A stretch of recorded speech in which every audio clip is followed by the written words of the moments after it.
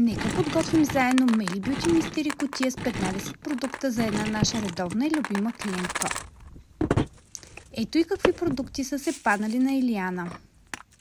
Първият е тази очна линия. Вторият е гланс за устни, като избирам да сложа този, който е 2 в 1.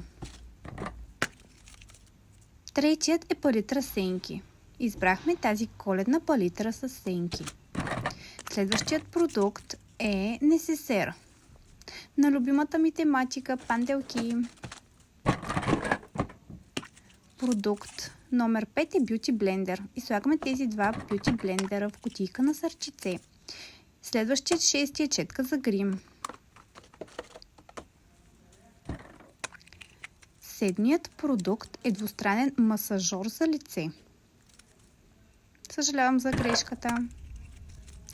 Осмият е течен руж, като слагаме 2 в 1 руж и хайлайтър.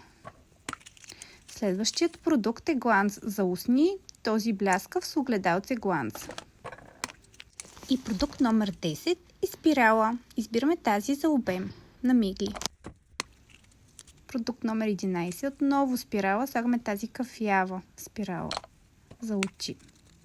Следващият продукт е извивачка за мигли, тази супер кюти извивачка.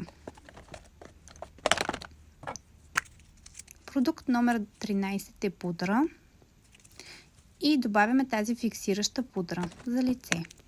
14 е отново хайлайтер, слагаме тези блестящи капки. И 15 е маска за лице. Избираме тази енергизираща маска за лице.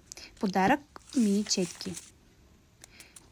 Добавяме и картичка с пожелание, стикерче, още една картичка, близалка, коледно бастунче и кутията е готова. Благодарим ти за доверието, прекрасна Илияна.